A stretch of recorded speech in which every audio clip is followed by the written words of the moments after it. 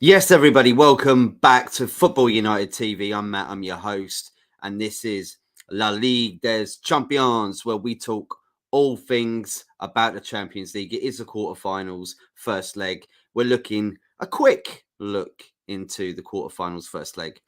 But first of all, here's the intro.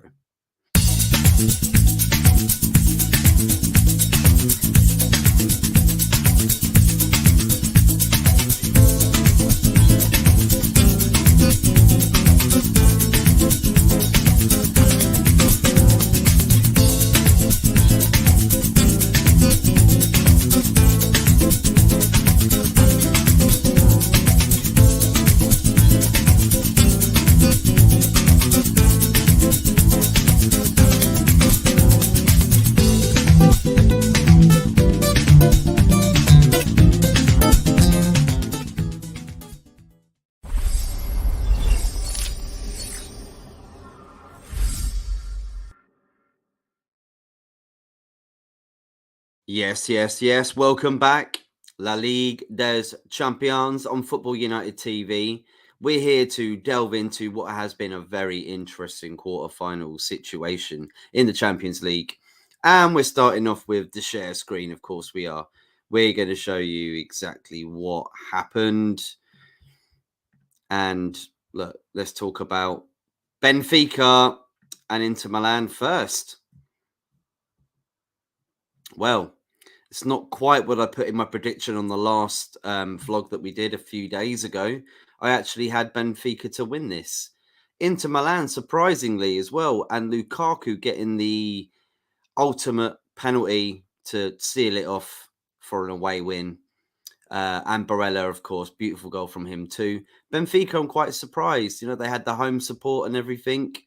And it just didn't seem to go for them. Can Benfica do something in the San Siro? I don't know.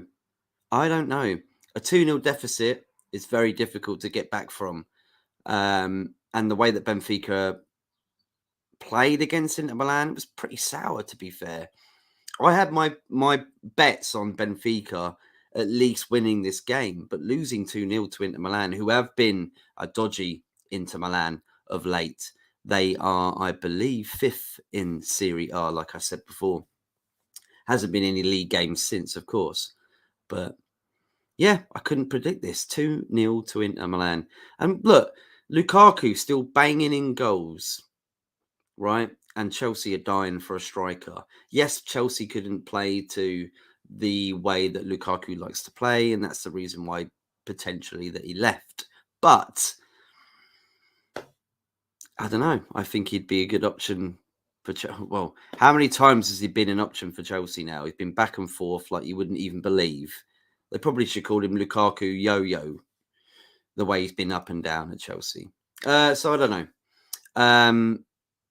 That would be a good striker for them to have. But I just, for the next leg at the San Siro, who knows? Benfica have got to do something about that. And they've made it harder for themselves. And I just can't quite believe why they've done that. There should have been at least a draw. At least a draw and at least scoring at home as well. Now they got to do the difficult job. Take it back to the San Siro and score 3 goals to win it. Or just try and get it to 2-2 and then see what happens when you take it to extra time and penalties. But yeah, 2-0. Absolutely didn't see that coming at all. I don't know what you guys think in the comments. If you are there now, just give us a shout. What did you make of that game? And what do you think is going to happen for the second leg in the San Siro? Okay, moving on to the next one. I'll big up Bobby K, smashing the virtual spud at me. Thank you so much, sir. We're going to move on to the next game now. It is just a quick vlog, everybody, ladies and gentlemen. Quick vlog just to go through the results. And, of course, this result. This is the one that a lot of people probably want to talk about. 3-0 Man City. And I think this is the first time Haaland has scored against Bayern Munich and won the game. I might be wrong about that, but I did hear that statistic. I'm pretty sure I did. Virtual spud. Yes, and the blue heart. Loving it. Sorry, wrong emoji. Hope you're well, mate. Thank you, Bobby K. Hope you're well too, mate. I love the profile picture as well. Actually, where are you in that profile picture, sir? Looks like one of the towers that I've been up in Malaysia. Not the Petronas Towers, but the other tower. I think they've got quite a few of them. They've got one in Vancouver, maybe. There's quite a few of them around the world. Where is that, though? That might be the one you're talking about. Might be the one I'm talking about. Let me know, Bobby K. What tower is that? What city is that in your profile picture? Man City 3-0 against Bayern Munich, and a little bit of fisticuffs between Sane and Mane. That would be great on the billboard, wouldn't it, for a box office smash fight, wouldn't it? Sane versus Mane. And it seems like Mane's probably won that. Well, has he? No, he hasn't. Sane has. Why? Because Mane has been suspended by Bayern Munich because apparently he hit him down the tunnel. It all just kicked off in the dressing room as well. It's quite crazy, actually, because I have a funny feeling that Mane might actually head back to Liverpool. Maybe. They've missed him so much this season, and he hasn't been like the best player really this season for Bayern Munich. He's been he still is probably one of their best players, but he hasn't really been hitting the form like he was hitting at Liverpool. So maybe he might go back, to be fair. But I just, 3-0 from Man City, that was incredible. Grealish had a really good game. He's come into his stride right now, hasn't he? I can't believe it. His first season at Man City, yes, he won the Premier League. He did it on the quiet. That's how I'd like to put it. He didn't really play too much of a part. But now he is playing a part. And I think maybe that was part of Pep's tactics, like to just ease him in, not just sort of shove it down his throat, basically, and just sort of go, there you go. You're the 100 million pound player now. Now you got to go and do everything for the team. I don't think like that's the case at all. I really don't. And I think Pep's done this deliberately to just sort of reel him in. He's come from Aston Villa. He brought him up from the Championship, of course, into the Premier League. And he's taken it step by step. He's getting a lot better. And we don't have to say much about Haaland, do we? Was it his 45th goal of the season? Was it something around those numbers? That's absolutely crazy, isn't it? And I did say this actually before he signed for Man City while he was at Dortmund, that the numbers that he's got, he's definitely going to be up there with the likes of Messi and Ronaldo as one of the best players we've ever seen. Has to be. He has to be with those numbers. It's ridiculous, mate. And the age that he is at he's going to be the Premier League's all-time top goal scorer if he stays long enough. And we know Haaland, of course, doesn't really like to have contracts more than 2 years. I think the Man City one is maybe 2 years. He's definitely going to go to La Liga at some point, whether that's Barcelona or Real Madrid. We'll see in the future, won't we? But at this moment in time, he's fulfilling his dad's dreams of seeing his son play at Man City, and he's doing amazing. All these people, all these critics saying that he wouldn't be able to do what he does, what he did do at Borussia Dortmund because of the way that the play is over there. Even though I kind of think that the Bundesliga is similar or the most connected to the Premier League, the way that they play. I honestly do. He's a brilliant player, isn't he? He's done everything that he was meant to do, really. He's just set records. People were like, is he going to set records? Is he going to do the most astonishing things for Man City in his first season? And he has proven that. And I think they're all coming together now. Rodri's really playing well for Man City. He's a great signing, by the way, from Atletico Madrid, I think, Rodri. Yeah, brilliant. So yeah, I can't see Bayern Munich really doing much in the Allianz Stadium in Munich. But of course, you never know. Strange things have happened, and if they sort out the eye scratching and the backbiting in the dressing room, then maybe they'll be able to turn that deficit around and get it to 3-3. I can't see that. I can only see Man City at least getting a goal or two, and then it's a long uphill battle for Bayern Munich to even do anything there. So I think they're out of shit luck, unfortunately. So yeah, let's move on to the next one. We could talk all day about what happened in the Man City game, but that's pretty much it for me. because I'm a Man United fan, and that it's hard. It hurts because of what happened with Man United last night. That's why I don't do a Europa League show. Why would you? So the next one, Real Madrid and Chelsea. Is that right? Yes, it is. It is right. Sorry. Sorry, got a few comments in before I go into this one. So Bobby K, once again, that's me and my little one in Toronto. Toronto. So I said Canada, didn't I? I said Montreal. Kind of close. In the middle of Canada, isn't it? Down the bottom there. That's cool, mate. Really nice picture indeed. Did you go up in the tower? The CN Tower. That's the one. We live just outside the city, hence my lack of football knowledge. Mate, you got great football knowledge, Bobby K. Don't put yourself down like that. Sorry, Matt. Back to work. Enjoy the stream. Everyone have a great day and forget to hit the like button. Forget to hit the like button. Yeah, do forget to hit the like button if you can, because I don't want you to hit the like button, do I really? No, if you can, that'd be great. Subscribe as well if you can, please.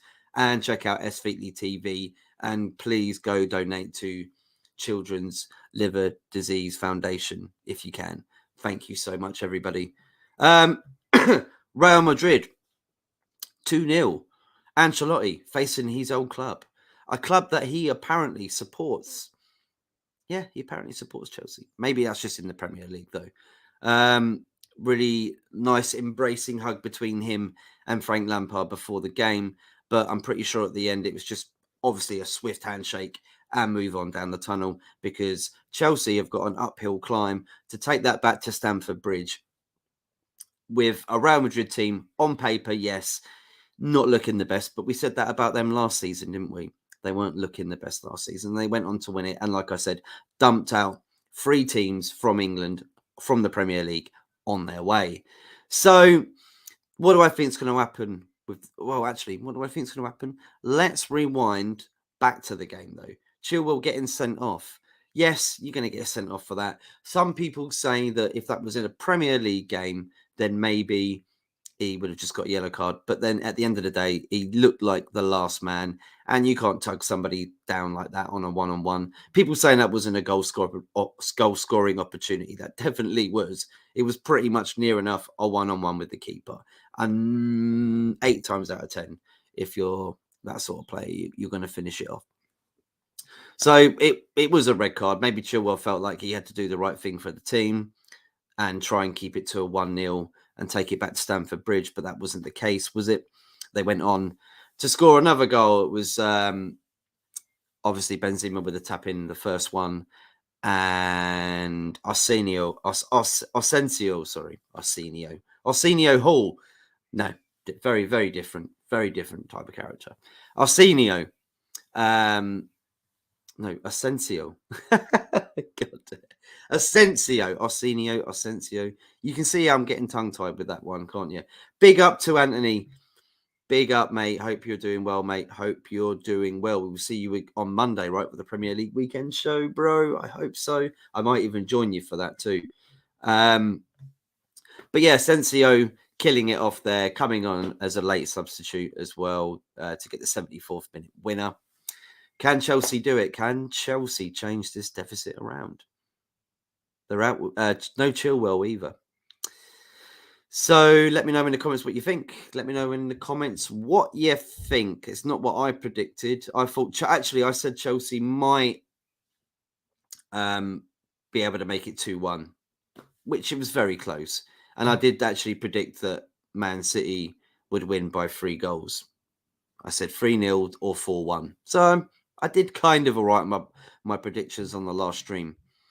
We've got one more, I believe, ladies and gentlemen. If you are tuning in, smash the like, share, and subscribe if you can. It really does mean a lot. We're trying to get to 1K this year. That'll be brilliant if we do. Last but not least, another surprising one, because I actually thought that Napoli would win this game away. But they got beat by hands and feet. And it was Benfica as well. Brilliant goal from him. It got shoved over for the left-hand side. Giroud was a part of the play as well. Really good performance from him. 1-0 to take it to Naples, which I said is going to be a very difficult game indeed.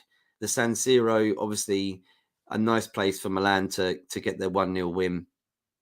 And they're like underdogs, I think, aren't they? No one expected Inter Milan or AC Milan to be in the quarterfinals. And I think that's just the way that Serie A has dipped recently. Can Napoli do anything about it? Very surprising performance from them. Really didn't do too much. Very flat indeed. Milan seemed to have the whole game by the grip of the balls, if you don't mind me saying that.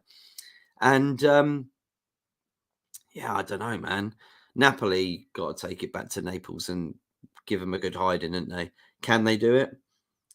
I mean, to be fair, AC Milan in Serie A have done numbers on Napoli this season, to be fair, even though Napoli are so far ahead than both Milan clubs and second place as well. So for the second leg, difficult, isn't it? Difficult indeed. We will be back next week, obviously, to talk about the results. I'm not going to do a preview of what I think the predictions are going to be. But what I'll do is I'll just do them right now on this show right here. And then that's all gravy, baby. It is all gravy, baby. So for the second leg, let's have a look. I've got to go to, here we go, just so I can get them up. Who I think for the second leg? I think Napoli 3, Milan 1. And I think Napoli are going to win 3-2 on aggregate. Chelsea and Real Madrid. I think Real Madrid 2-1. Real Madrid 2-1. I think Chelsea will get one, but I think Real Madrid will just finish it off and kill it off at some point in that game, and it'll be 4-1 on aggregate. Bayern Munich versus Man City. I'm going for a comfortable Man City win. I maybe a goal for Bayern Munich. So I'm going to go 3-1 Man City. I'm going to go 3-1 Man City. I think they're going to win 6-1 on aggregate. Wow. There you go. That's a statement. And Inter Milan versus Benfica. I see Benfica doing something here, though. I really do. I know it's a San Siro. I know it's a tough place to go to. But I think Benfica are going to go through 2-1. They're going to win 2-1 here. No, hang on a minute. They can't go through 2-1. Sorry about that. I got mixed up with the AC Milan game.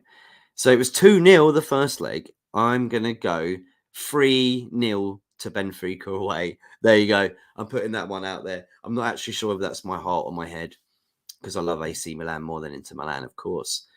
But 3-0 to Benfica. Yeah, let's do that.